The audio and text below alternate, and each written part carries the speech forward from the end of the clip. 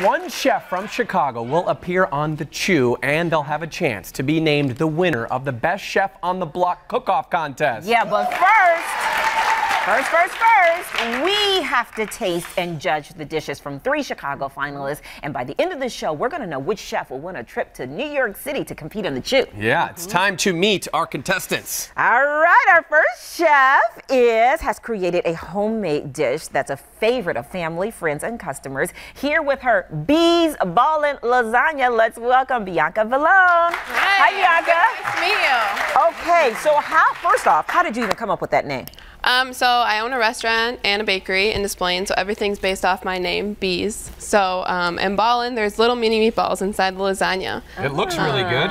The consistency looks great. And I know that you have special meaning or reason why you want to get on The Chew.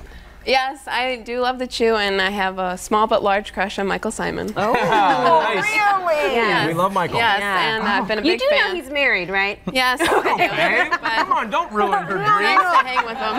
Just to hang out. Okay, so what is in here? What are we tasting? So you have fresh homemade pasta that I made, and then some mini meatballs that have mozzarella cheese inside, a fresh creamy tomato sauce, and ricotta cheese. Now, is this based off of a family recipe? Or? Yes, every Sunday we're a big Italian family, so we have Sunday dinner, and I also made a garlic parsley bun. So there has to be pasta every Sunday. Girl, is this the meatball? Yes, ma'am. That's a big old meatball. That's a good one, too. And tell us a little bit about the diner in Desplaines.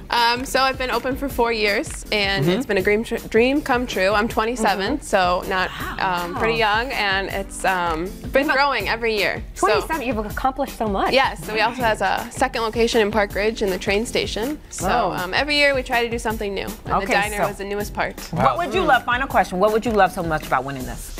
I love New York City. Mike Simon. Yeah, I love New York City. I love Chicago. I feel like I could represent it really well, and just a chance to cook live. This has been a dream come true. Oh my God, this bun is delicious. It's absolutely delicious. Good luck to you, Thank you so much. All right, our next finalist was inspired by his mom when developing the flavors for his short rib pot roast. Give it up for Chicago chef Mark Wright. Hey, Mark. How you doing?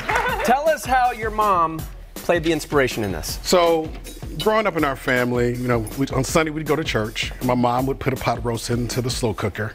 We'd come home, you know, of course the house is full of pot roast smell, and then we would sit down on Sunday at 6 o'clock. My father would watch 60 Minutes. You have to wait for 6 p.m. to dinner? 6 p.m. for dinner. And you've been at church at 8 in the morning? Well, you know, it's a Baptist church. We've been at church since like 3. We just got home. So it's a little early. Okay. And so we would sit down and no TV, no cell phones, and we would sit down and have Sunday supper and kind of enjoy that. Each other. The thing that people don't do anymore. And so it's when I make this, it always reminds me of mom, reminds me of home, and it's just one of the things. So it's my version of my mom's pot roast. What exactly are we eating? So this is a 36-hour braised pot roast with a caramelized cauliflower puree. We do a little bit of roasted shallots on top, some micro collard greens, some pickled Fresno peppers, a little bit of pickled shallots.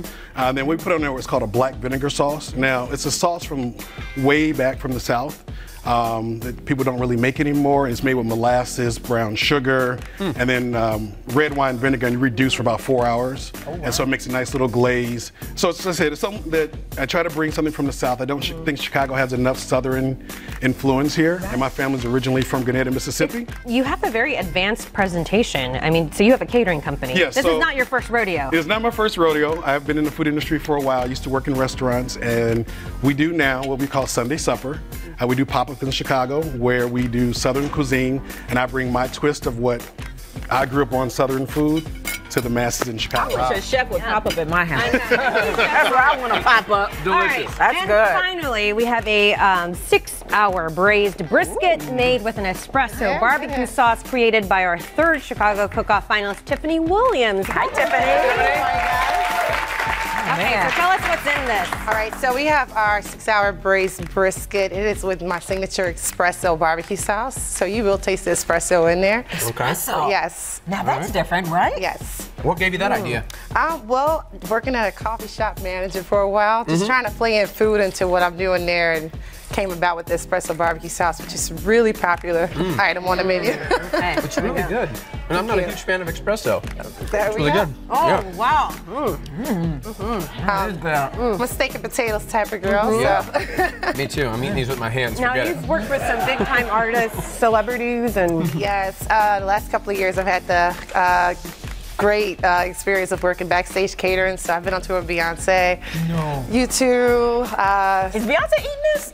She did eat some of my cooking. And she looks that good? She looks amazing. Maybe I need to eat more. Here, Chance the Rapper here in Chicago, I've done quite a few of his shows. So, Nice. And cooking classes too. Yes, I teach culture through cuisine. So this is a melting pot of food. I love learning about different cultures and teaching them through food. When we come to the table together, we could talk and we could have conversations that we're not always comfortable having, but put food in front of everybody, they'll talk. There's some truffle on these potatoes. Yes, so truffle Asiago potatoes. What would it mean for you to win this? It'd mean the world. I've launched my business in June, and it's been amazing ever since, coming from the background and backstage to the forefront.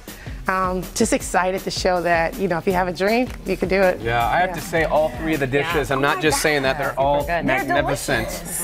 Unfortunately, there can only be one winner, and we are going to tally up our numbers at the end of the show. We will announce who is heading to New York for a chance to win the Choose Best Chef on the Block Cook-Off contest. Yeah, I can't wait for that. Yeah. All right.